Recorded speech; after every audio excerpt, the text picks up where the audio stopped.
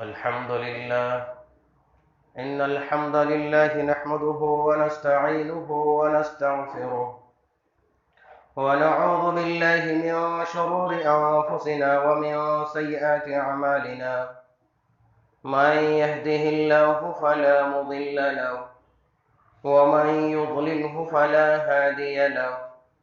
وأشهد أن لا إله إلا الله وحده لا شريك له وأشهد أن محمدًا عبده ورسوله يا أيها الذين آمنوا اتقوا الله حق تقاته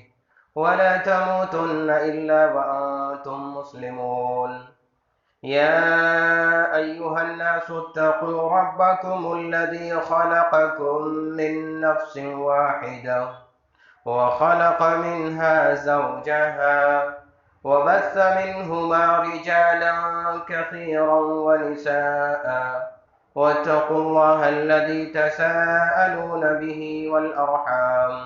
إن الله كان عليكم رقيبا يا أيها الذين آمنوا اتقوا الله وقولوا قولا سديدا يصلح لكم أعمالكم ويغفر لكم ذنوبكم ومن يطع الله ورسوله فقد فاز فوزا عظيما أما بعد فإن خير الحديث كتاب الله وخير الهدي هدي محمد صلى الله عليه وسلم وشر الأمور محدثاتها وكل محدثة بدعة وكل بدعة ضلالة وكل ضلالة في النار أعوذ بالله من الشيطان الرجيم بسم الله الرحمن الرحيم والكاظمين الغيظ والعافين عن الناس والله يحب المحسنين وقال النبي صلى الله عليه وسلم ليس الشديد بالسرعة إنما الشديد الذي يملك نفسه عند الغضب رواه البخاري رب اشرح لي صدري ويسر لي أمري واحلل عقدة من لساني يفقه قولي رب زدني علما۔ معزز حاضرین جمعہ، میرے دینی ملی بھائیوں، عزیز بچوں اور پردہ نشین خواتین، سب قسم کی تعریف، توصیف، کبریائی اللہ رب العالمین کے لیے ہے، جس نے اس دار فانی کے اندر ہمیں مخلوقات میں سب سے اشرف بنایا۔ بعدہ درود و سلام نازل ہو تمام انبیاء کرام پر، عموماً خصوصاً ہمارے آخری نبی امام کائنات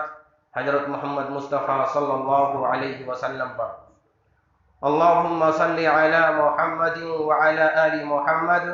كما صليت على إبراهيم وعلى آل إبراهيم إنك حميد مجيد اللهم بارك على محمد وعلى آل محمد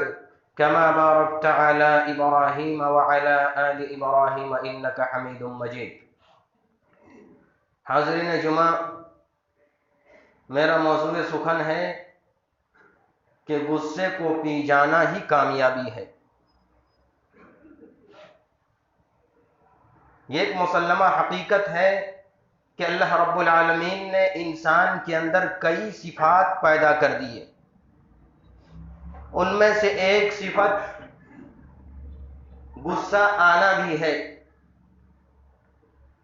اور یہ غصہ آنا کہیں تو ہمارے حق میں بہتر ہوتا ہے، کہیں ہمارے حق میں مضر ثابت ہوتا ہے۔ اور عام طور پر انسان کو جہاں غصہ کرنا چاہیے وہاں نہیں کرتے، بلکہ جہاں بردباری، برداشت اور صبر سے کام لینا چاہیے وہاں غصہ کر جاتے ہیں۔ میرے بھائیوں، ہمیں جس بات کی تعلیم دی گئی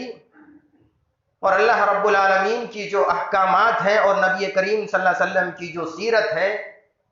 اسی کے اندر ہمارے لیے کامیابی رکھ دی گئی۔ ذرا غور کریں، بہت دکھ کی بات ہوگی کہ انسان جہاں غصہ کرنا چاہیے وہاں نہیں کرتا اور جہاں نہیں کرنا چاہیے وہاں کرتا ہے۔ یاد رکھیے، یہ غصہ انسان کی دنیاوی زندگی کو بھی ہلاک کر دیتا ہے اور اخروی زندگی میں بھی ناکام اور نامراد کر دیتا ہے۔ اسی لیے اس غصے کو پی جانا اور اس غصے کو دبا دینا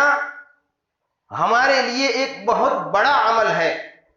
جسے ہم دنیا کے اندر بھی اپنے معاملات کو سدھار سکتے ہیں اور آخرت میں بھی ہمارے لیے کامیابی۔ سب سے بڑی دکھ کی بات یہ ہوتی ہے کہ ہم اسلام کے ایک ایک رکن کا مذاق اڑاتے ہوئے دیکھتے ہیں، وہاں ہمارا غصہ نہیں ہوتا۔ ہم ہر گھر کے اندر کچھ نہ کچھ برائی پاتے ہیں، وہاں ہم غصہ نہیں کرتے۔ معاشرے کے اندر سود عام ہے، وہاں ہم اپنے غصے کو نہیں دکھاتے۔ ہر طرح کے جرائم، جناکاری، بدکاری، عیاری، مکاری ہر طرح کی دیکھتے ہیں، وہاں غصہ نہیں کرتے۔ لیکن سب سے بڑی ظلم اور دکھ کی بات یہ ہوتی ہے کہ غصہ ہم کرتے ہیں تو ماں باپ کی باتوں پر کرتے ہیں، غصہ ہم کرتے ہیں تو رشتہ داروں کی باتوں پر ہم کرتے ہیں۔ یہ الٹا معاملہ۔ حالانکہ ہمارے نبی کریم صلی اللہ علیہ وسلم کا شیوا یہ تھا کہ آپ دشمنوں پر بھی غصہ نہیں کرتے تھے، اپنے کی بات چھوڑیے، غیروں پر بھی آپ غصہ نہیں کرتے، بلکہ برداشت سے آپ کام لیتے تھے۔ اور کیوں نہ ہو، کیونکہ نبی کریم صلی اللہ علیہ وسلم دنیا میں سب سے بڑے لیڈر گزرے ہیں اور سب سے اعلی اخلاق انہی کا شمار ہوتا ہے۔ خدا دیکھیے، یہود مشرکین گواہی دیتے ہیں کہ آپ سب سے اعلی اخلاق والے تھے۔ ایک یہودی مورخ لکھنے والا جب 100 عظیم آدمی کی تاریخ کو لکھتا ہے تو سب سے پہلے جناب محمد رسول اللہ صلی اللہ علیہ وسلم کی تاریخ کو لکھتا ہے اور سب سے پہلے کہتا ہے سب سے اعظم اور سب سے اچھے اور اخلاق میں یہی تھے۔ یہودی گواہی دیتا ہے۔ اللہ رب العالمین قرآن مجید کے اندر اسی بات کی تعلیم دیتے ہوئے فرماتا ہے وَالْكَاظِمِينَ الْغَيْظَ وَالْعَافِينَ عَنِ النَّاسِ، بڑے اور کامیاب لوگوں کی صفت یہ ہونی چاہیے وَالْكَاظِمِينَ الْغَيْظَ کہ وہ لوگ غصے کو پی جاتے ہیں، وَالْعَافِينَ عَنِ النَّاسِ اور لوگوں کو درگزر کرتے ہیں۔ اگر وہ اس کی جانب سے کوئی تکلیف دہ بات آتی ہے تو اسے برداشت کرتے ہیں اور اسے معاف کر دیتے ہیں۔ ایسے بندوں کو اللہ رب العالمین محبوب بنا لیتا ہے۔ یہی وجہ ہے کہ اللہ کے رسول صلی اللہ علیہ وسلم نے اشج عبد القیس سے کہا تھا، یہ صحابی ہیں، اللہ کے رسول صلی اللہ علیہ وسلم ان سے کہتے ہیں کہ تمہارے اندر 2 خصلتیں ایسی ہیں جو اللہ رب العالمین کو بہت زیادہ محبوب ہیں۔ ان 2 خصلتوں میں سب سے پہلے جس صفت کا تذکرہ اللہ کے رسول کرتے ہیں وہ ہے برداشت، بردباری۔ اللہ کے رسول کہتے ہیں اِنَّ فِيكَ خَصْلَتَيْنِ يُحِبُّهُمُ اللَّهُ الْحِلْمُ وَالْأَنَاةُ کہ اشج عبد القیس تمہارے اندر 2 ایسی صفات ہیں، 2 ایسی خصلتیں ہیں کہ اللہ رب العالمین ان خصلتوں کو پسند فرماتا ہے، اور فرمایا آپ نے واضح کر دیا الحلم والانات، ایک تو ہے برداشت کر لینا اور دوسری تمہاری فہم و فراست، تمہاری سمجھداری، تم فہم و فراست سے کام لیتے ہو، جذبات سے کام نہیں لیتے بلکہ برداشت کرتے ہو اور سوچ سمجھ کر قدم اٹھاتے ہو۔ یہ اللہ رب العالمین کو یہ دونوں صفات تمہاری محبوب۔ یہی وجہ ہے کہ اللہ کے رسول صلی اللہ علیہ وسلم نے اپنے جذبات سے لڑ لینے ہی کو سب سے بہادر قرار دیا۔ سامنے والے کو پچھاڑ دینا، سامنے والے کو مات دے دینا، یہ بڑی بہادری کی بات نہیں، بلکہ اللہ کے رسول صلی اللہ علیہ وسلم نے کہا اپنے نفس کو مار دینا اور اپنے آپ میں کنٹرول کر لینا، یہ سب سے بڑی بہادری کی بات ہے۔ حضرت ابو ہریرہ رضی اللہ تعالی عنہ بیان کرتے ہیں کہ اللہ کے رسول صلی اللہ علیہ وسلم نے فرمایا لیس الشدید بالسرعہ انما الشدید الذی یملک نفسه عند الغضب۔ صحابہ کرام اللہ کے رسول صلی اللہ علیہ وسلم سے سوال کرتے ہیں یہ بہادر کون ہو سکتے ہیں؟ صحابہ کے ذہن و دماغ میں یہی بات ہے،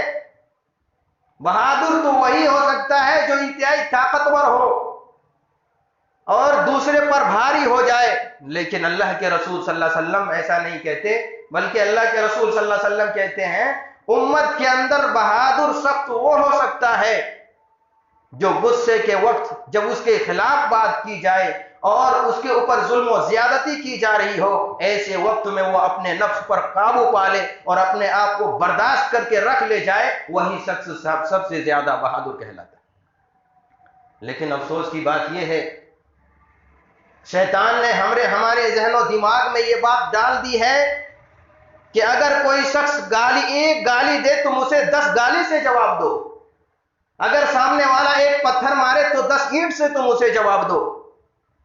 یہ شیطان نے ہمارے ذہن و دماغ میں ڈال دیا، تبھی تم کامیابی پا سکتے ہو، تبھی تمہارا مقام و مرتبہ اونچا ہو سکتا ہے، ورنہ تم معاشرے کے اندر کمتر شمار کیے جاؤ گے، حقیر شمار کیے جاؤ گے۔ یہ شیطان نے ہمارے ذہن و دماغ میں یہ بات ڈال دی۔ یاد رکھیے، کبھی بھی کامیابی نہیں مل سکتی۔ یہی وجہ ہے کہ اللہ کے رسول صلی اللہ علیہ وسلم کے پاس ایک صحابی پہنچتے ہیں اور اللہ کے رسول صلی اللہ علیہ وسلم سے سوال کرتے ہیں، کہتے ہیں اللہ کے رسول اوصینی، آپ مجھے نصیحت کر دیجئے، مجھے وصیت کیجئے۔ آپ صلی اللہ علیہ وسلم کہتے ہیں لا تغضب، تم غصہ نہ کرو۔ پھر وہی صحابی پھر دوبارہ سوال کرتے آپ مجھے اور وصیت کیجئے۔ آپ صلی اللہ علیہ وسلم پھر کہتے ہیں لا تغضب، تم غصہ نہ کیا کرو۔ یہی سوال بار بار وہ دہراتے ہیں، آپ صلی اللہ علیہ وسلم بار بار اسی کی تلقین کرتے ہیں کہ تم غصہ نہ کرو، غصہ نہ کرو۔ کیوں؟ کیونکہ غصے سے اپنی دنیاوی زندگی کو بھی بگاڑتا ہے اور اخروی زندگی بھی اس کی خطرے میں ہو جاتی ہے۔ اس لیے انتہائی صبر اور برداشت کے ساتھ انسان اگر دنیا میں جیتا ہے تو دنیاوی معاملات بھی اس کے درست ہو جاتے ہیں اور اخروی معاملات بھی ان کے درست ہوتے ہیں۔ اب ذرا دیکھیے نبی کریم صلی اللہ علیہ وسلم کی زندگی میں آپ صلی اللہ علیہ وسلم کس طریقے سے برداشت سے کام لیتے تھے۔ کئی روایتیں بخاری کے اندر ملتی ہیں، ان میں سے چند روایتیں ہم آپ کے سامنے رکھنا چاہتے ہیں۔ ایک پہلی روایت، دنیا کے اندر معاملہ کون نہیں کرتا ہے، قرض کا لین دین کون نہیں کرتا ہے؟ ہر شخص کے اندر کچھ نہ کچھ کمی ہوتی ہے تو وہ دوسرے سے لینا چاہتا ہے کہ اس سے کام نکال لیا جائے اور کام نکالنے کے بعد واپس کر دیا جائے۔ یہ دنیا کا دستور ہے اور دنیا کا معاملہ ہوتا ہے۔ چنانچہ ایسے ہی نبی کریم صلی اللہ علیہ وسلم نے ایک شخص سے اونٹ خریدا، اونٹ ادھار لیا قرض کے طور پر۔ وقت متعین ہے، آدمی وقت سے پہلے نبی کریم صلی اللہ علیہ وسلم کے پاس پہنچتا ہے اور زور و زبردستی کرنے لگتا ہے کہ میرا حق واپس کر دو، حالانکہ ابھی وقت نہیں ہوا ہے، سختی کے ساتھ پیش آتا ہے۔ صحابہ کرام موجود ہیں، اس قدر جذبہ والے صحابہ کرام نبی کریم صلی اللہ علیہ وسلم سے سختی کو دیکھ کر کے کہ کس طریقے سے باتیں کر رہا ہے، دوڑ پڑے کہ اسے مار دیں اور اسے یہاں سے دھتکار کر بھگائیں۔ نبی کریم صلی اللہ علیہ وسلم نے کیا جواب دیا اور اس وقت کیا کہا تھا، پوری روایت میں آپ کے سامنے رکھتا ہوں۔ راوی حدیث اس کے ابو ہریرہ رضی اللہ تعالی عنہ ہے، وہ بیان کرتے ہیں اتا رجلا ان رجلا اتى النبي صلی اللہ علیہ وسلم فيتقاضاه فاغلظ فهم به اصحابه رسول الله صلی اللہ علیہ وسلم فقال النبي صلی اللہ علیہ وسلم دعوه فإن لصاحب الحق مقالا ثم قال أعطوه سنا مثل سنه فقالوا يا رسول الله إلا أمثل من سنه فقال النبي صلى الله عليه وسلم أعطوه فإن من خيركم أحسنكم قضاء۔ یہ بخاری کی روایت ہے۔ اللہ کے رسول صلی اللہ علیہ وسلم جب صحابہ دوڑ پڑے کہ اسے ماریں اور اسے یہاں سے دھتکاریں تو اللہ کے رسول صلی اللہ علیہ وسلم نے کہا دعوه، تم اسے چھوڑ دو، اسے دور مت کرو۔ فَإِنَّ لِصَاحِبِ الْحَقِّ مَقَالًا، یقیناً جو حقدار ہوتا ہے اس کے پاس کچھ نہ کچھ باتیں ہوتی ہیں، اسے کرنے دو اور کہنے دو۔ اور آپ صلی اللہ علیہ وسلم کہتے ہیں جاؤ تم اس نے جس طریقے کا اونٹ مجھے دیا تھا اسی طریقے کا اونٹ تم اسے واپس کرو۔ صحابہ کرام واپس پلٹ کر آتے ہیں اور اللہ کے رسول صلی اللہ علیہ وسلم سے کہتے ہیں اے اللہ کے رسول اس طرح کا اونٹ نہیں ہے بلکہ اس سے بہتر اونٹ ہمارے پاس ہے، ہم کیا ادا کریں؟ آپ صلی اللہ علیہ وسلم اسی وقت حکم دیتے ہیں کہ تم اس سے بہتر اونٹ عطا کر دو، کیونکہ تم میں سے بہتر شخص وہی ہے جو ادا کرنے میں بہتر ادا کرے۔ یہ نبی کریم صلی اللہ علیہ وسلم تعلیم دیتے ہیں، سختی کو برداشت کر کے اور الٹے صحابہ کرام کو روک دیتے ہیں۔ اور یہی نہیں، نبی کریم صلی اللہ علیہ وسلم کے ساتھ سختی کی بے انتہا، لیکن صبر آپ کیسے کرتے ہیں؟ نبی صلی اللہ علیہ وسلم کی گردن مڑوڑ رہے ہیں، نبی کریم صلی اللہ علیہ وسلم کی گردن پر نشانات ہیں، لیکن نبی کریم صلی اللہ علیہ وسلم مسکرا کر جواب دیتے ہیں۔ بخاری کی روایت کے اندر ہے، انس بن مالک رضی اللہ تعالیٰ عنہ اس کے راوی حدیث ہیں، وہ بیان کرتے ہیں کنت امشی مع النبی صلی اللہ علیہ وسلم وعلیہ برد نجرانی غلیظ الحاشیہ فأدركه أعرابي فجذبه جذبة شديدة حتى نظرت إلى صفحة عاتق النبي صلى الله عليه وسلم شدة قد أثرت به شدة جذبته فقال مر لي من مال الله عندك فالتفت إليه فضحك فأمر له بعطاء۔ انس بن مالک رضی اللہ تعالی عنہ روایت کرتے ہیں کہ میں نبی کریم صلی اللہ علیہ وسلم کے ساتھ تھا، ایک دیہاتی آتا ہے، نبی کریم صلی اللہ علیہ وسلم کی گردن پر ایک دھاری دار چادر ہے، آپ صلی اللہ علیہ وسلم اوڑے ہوئے ہیں، لپیٹے ہوئے ہیں، وہ آدمی پیچھے سے آتا ہے اور سختی کے ساتھ پکڑ کر کھینچتا ہے، اور ایک دوسری روایت کے مطابق خود وہ دیہاتی آدمی اپنے ساتھ ایک چادر لے کر کے آتا ہے اور اس سے نبی کریم صلی اللہ علیہ وسلم کی گردن پر لگا کر کے کھینچتا ہے۔ انس بن مالک رضی اللہ تعالیٰ عنہ کہتے ہیں میں نبی کریم صلی اللہ علیہ وسلم کو دیکھتا ہوں کہ آپ کی گردن کے اندر وہ سارے آثار ہیں، گردن کے اندر نشانات پڑ گئے ہیں، اور وہ آدمی کھینچ کر کے کیا کہتا ہے؟ مرلی من مال اللہ الذی عندک، میرے لیے بھی مال میں حصہ لگاؤ جو اللہ رب العالمین کی جانب سے تمہیں عطا کیا گیا ہے۔ یعنی جنگ کے مال سے جو حصے لگاتے تھے اللہ کے رسول صلی اللہ علیہ وسلم، دیہاتی آ کر کے کہتا ہے میرے لیے بھی حصہ لگاؤ جو تمہارے پاس ہے۔ سختی کے ساتھ کس کو؟ حاکم وقت جناب محمد رسول اللہ صلی اللہ علیہ وسلم سے یہ مطالبہ کر رہا ہے۔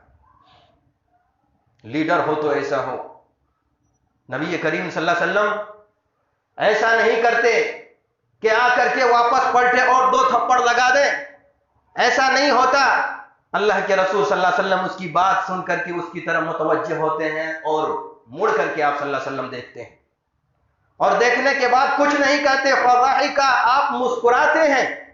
مسکرا دیتے ہیں، اور فوراً وہاں حکم جاری کرتے ہیں اور کہتے ہیں فَأَمَرَ لَهُ بِعَطَاءٍ، آپ صلی اللہ علیہ وسلم اس کے لیے صحابہ کو حکم دے دیتے ہیں، کہتے ہیں جاؤ ان کے لیے بھی حصہ رکھ دو اور ان کا حصہ الگ کر دو اور اسے عطا کر دو۔ اب بتلائیے، اتنی سختی، حاکم وقت ہے، مال ان کے پاس موجود ہے، ان کو دیکھتے بھی نہیں، بغیر کسی اطلاع دیے ہوئے گردن مروڑ کر کے مطالبہ کر رہے ہیں، لیکن اللہ کے رسول صلی اللہ علیہ وسلم غصہ نہیں کرتے بلکہ مسکرا کر اس کا جواب دیتے ہیں اور اس کے لیے حکم دیتے ہیں کہ اسے بھی عطا کر دیا جائے۔ تو اس سے معاملات سدھرتے ہیں۔ اگر انسان غصے سے کام لے تو معاملہ بگڑ جائے گا، سدھرے گا نہیں۔ اور یہی نہیں بلکہ اللہ کے رسول صلی اللہ علیہ وسلم اگر کسی کو غصے میں آتے دیکھتے تو منع بھی کر دیتے، روک بھی دیتے۔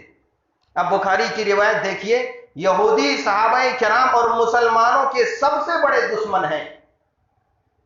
وہ نبی کریم صلی اللہ علیہ وسلم کے گھر تک پہنچتے ہیں اور گھر میں داخل ہونے سے پہلے ہی نبی کریم صلی اللہ علیہ وسلم پر برے برے الفاظ کی بد دعائیں دینے شروع کرتے۔ یہ مشہور روایت ہے، آ کر کے یہودی کہتے السلام علیک، تمہارے اوپر ہلاکت ہو، تم پر موت ہو۔ اللہ کے رسول صلی اللہ علیہ وسلم جواب دیتے ہو علیک، لیکن اما عائشہ رضی اللہ تعالی عنہا یہ سن کر کے برداشت نہیں کر پاتی ہے، وہ جواب دیتی ہے والسلام علیکم ولعنکم اللہ وغضب اللہ علیکم۔ اتنی باتیں اور آگے بڑھ کر کے کہتی ہیں کہ تم پر ہلاکت ہو، اللہ رب العالمین کی تم پر لعنتیں ہو اور اللہ رب العالمین کا تم پر غضب ہو۔ چنانچہ اللہ کے رسول صلی اللہ علیہ وسلم سنتے ہیں اور کہتے ہیں مہلا یا عائشہ، علیک بالرفق وإیاک العنف والفحش، اے عائشہ ٹھہر جاؤ، رک جاؤ، نرمی سے کام لو، برداشت سے کام لو، اور تمہاری زبان سے سختی اور بد زبانی نہیں ہونی چاہیے بلکہ نرمی سے کام لو۔ لیکن اما عائشہ اس قدر غصے میں تھی کہ اس وقت بھی آپ صلی اللہ علیہ وسلم سے وہ کہتی ہیں، قالت اولم تسمع ما قالوا، اللہ کے رسول آپ نے نہیں سنا جو کچھ وہ کہہ رہے ہیں؟ اللہ کے رسول صلی اللہ علیہ وسلم یہ جواب نہیں دیتے کہ میں نے کیا نہیں سنا، آپ صلی اللہ علیہ وسلم جواب دیتے ہیں اولم تسمعی ما قلت، کیا ہے عائشہ کیا تم نے نہیں سنا جو کچھ میں نے کہا ہے اور میں نے جواب دیا ہے؟ رددت علیہم، میں نے جواب دے دیا ہے، فیستجاب لی فیہم ولا یستجاب لہم فیہ، کہ میں نے جو جواب دیا ہے اللہ رب العالمین اس جواب کو قبول کر لے گا، لیکن ان لوگوں نے جو مجھے کہا ہے اللہ رب العالمین اس کو قبول نہیں کرے گا، لہذا تم نرمی سے کام۔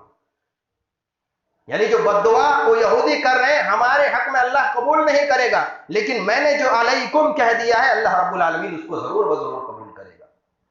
یہ اما عائشہ کو ڈانٹ کر کے اب خاموش کرتے ہیں، کس کے حق میں؟ ایک یہودی آ کر کے کہتا ہے اس قدر کوئی الفاظ کہے تو کون برداشت کرے گا، لیکن نبی کریم صلی اللہ علیہ وسلم اسے برداشت کر لے جاتے اور اس کا اثر بہت ہی عمدہ اور اچھا ہوتا ہے۔ اب ذرا دیکھیے اس دیہاتی کی روایت کو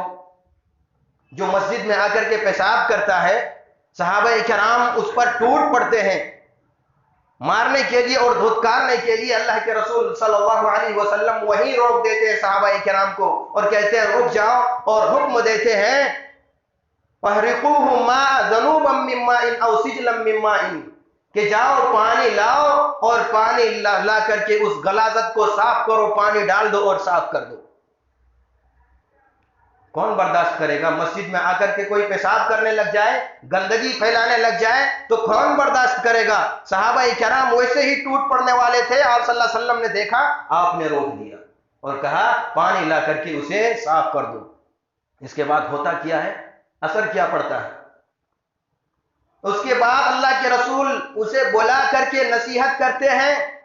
اور کہتے ہیں ان هذه المساجد لا تصلح لشيء من البول والقذر، کہ یہ مسجدیں اس کے لیے نہیں بنائی گئی کہ وہاں پیشاب کریں اور پیخانہ کریں، وَإِنَّمَا هِيَ لِذِكْرِ اللَّهِ وَالصَّلَاةِ وَقِرَاءَةِ الْقُرْآنِ، یقیناً یہ مسجدیں نماز کے لیے، اللہ رب العالمین کے ذکر کے لیے اور تلاوت قرآن کے لیے بنائی جاتی ہیں۔ اتنی نصیحت کرنے کے بعد اس کے اندر اثر کیا ہوتا ہے؟ نماز وہ دیہاتی پڑھتا ہے اور اس کے بعد کیا کہتا ہے؟ دعا کرتا ہے اللہ رب العالمین سے اللہم ارحمنی ومحمدا ولا ترحم معنا احدا، کہتا ہے نماز پڑھنے کے بعد دعا کرتا ہے اے اللہ رب العالمین تو ہم پر رحم و کرم کا معاملہ فرما اور محمد الرسول اللہ صلی اللہ علیہ وسلم کے اوپر رحم و کرم کا معاملہ فرما، اور یہاں جتنے لوگ ہیں اس کے اوپر تو رحم و کرم کا معاملہ نہ کر۔ کیوں؟ نرمی کے ساتھ آپ صلی اللہ علیہ وسلم پیش آئے، وہاں غصہ نہ کیے، سختی نہ دکھلائے، اس کی وجہ سے یہ معاملہ ہوا۔ اور اسی دیہاتی کے تعلق سے روایتوں میں آتا ہے کہ جن جن تک ان کی بات پہنچی ان کے قوم کے لوگ ویسے ہی ان کی اللہ کے رسول صلی اللہ علیہ وسلم کے اخلاق سے، اس روایت سے، خصوصاً اس معاملے سے اسلام قبول کرتے گئے، یک کے بعد دیگرے اسی معاملے کی وجہ سے اسلام قبول کرتے گئے۔ تو یاد رکھیے اسلام اگر تاریخ میں دیکھا جائے تو ہمارے اخلاق کے ذریعہ سے زیادہ اسلام پھیلا ہے، ہمارے کیریکٹر کے ذریعہ سے زیادہ اسلام پھیلا ہے۔ ایسا نہیں کہ ہم تعلیم پہ تعلیم دیں اور خود اپنے آپ کو بھولے رہیں، اس سے اسلام کا بول بالا نہیں اور اس سے ہم اسلام کو مکمل طور پر پھیلا نہیں سکتے جب تک کہ خود بخود اس پر آراستہ و پیراستہ نہ ہو جائے۔ لیکن بہت دکھ کی بات ہوتی ہے انسان خود کو نہیں دیکھتا، انسان اپنے گھر میں صحیح طور پر پیش نہیں آتا اور دوسرے کو تعلیم دیتے ہوئے دوسرے کے سامنے اخلاق اور عادات کی بات کرتے ہوئے نظر آتے ہیں۔ میرے بھائیوں ضرورت اس بات کی ہے کہ اپنے اخلاق کو دوسروں کے سامنے خصوصاً اپنے والدین سے صبر و کرم کا معاملہ کریں، کیونکہ جس طریقے سے ہم صبر کریں گے اگر ہمارے واقعتاً ہمارے خلاف ہمارے والدین اور ہمارے رشتہ دار ہیں تو اللہ رب العالمین ہمارے لیے فرشتے کو متعین کر دے گا اور ہماری مدد کی جائے گی۔ مسلم شریف کی روایت، اللہ کے رسول صلی اللہ علیہ وسلم کے پاس ایک آدمی آ کر کے کہتا ہے اللہ کے رسول صلی اللہ علیہ وسلم میرے رشتہ دار ہیں، ان لی قرابۃ اصلهم ویقطعونی واحلم عنهم ویجهلون علی، کہتے ہیں اللہ کے رسول میرے رشتہ دار ہیں، میں رشتہ جوڑنا چاہتا ہوں، مضبوط رکھنا چاہتا ہوں، لیکن وہ کاٹنا چاہتے ہیں، میں ان کے ساتھ اچھا برتاؤ کرتا ہوں لیکن وہ جہالت کے ساتھ پیش آتے ہیں اور مجھ سے برا سلوک کرتے ہیں۔ آپ صلی اللہ علیہ وسلم نے ان باتوں کو سن کر کے کہا لئن قلت كما كنت فكأنما تصفه المل ولا يزال ظهير ما دمت على ذلك، کہا اگر تمہارا معاملہ ایسا ہی ہے کہ تم اپنے رشتہ دار کی باتوں کو برداشت کرتے ہو اور رشتہ جوڑنا چاہتے ہو اور اسی میں قائم رہنا چاہتے ہو لیکن اس کے خلاف تمہارے رشتہ دار کرتے ہیں، تو یاد رکھو اگر تمہارا معاملہ ایسا ہی ہے اور تم حق بات کہہ رہے ہو تو جب تک تم اس دنیا کے اندر زندہ رہے گا اللہ رب العالمین اس وقت تک تمہارے ساتھ ایک فرشتے کو متعین کر دے گا اور وہ فرشتہ تمہارے حق میں تمہاری مدد کرتا رہے گا۔ تو انسان برداشت کر لے جائے اور صحیح طور پر پیش آئے تو اللہ رب العالمین فرشتے کو بھی متعین کر دیتا ہے۔ وقت نہیں ہے کہ اور اس تعلق سے کچھ روایتیں رکھوں، لیکن اتنی بات ہمیں سمجھ میں آنی چاہیے کہ برداشت اور غصے کو پی جانا کتنا اہم معاملہ ہے اور کتنی بڑی بات ہے کہ دنیا بھی سدھر جاتی ہے اور آخرت کے اندر بھی اللہ رب العالمین کے یہاں ہمیں اجر عظیم سے نوازا جائے گا۔ اللہ رب العالمین سے دعا ہوں کہ اللہ رب العالمین ہمیں کتاب و سنت کی سمجھ دے اور اس کے مطابق اپنی زندگی گزارنے کی توفیق عطا فرما، آمین۔ اقول قولی ھذا واستغفر اللہ لی ولکم ولسائر المسلمین واستغفروہ انہ ھو الغفور الرحیم۔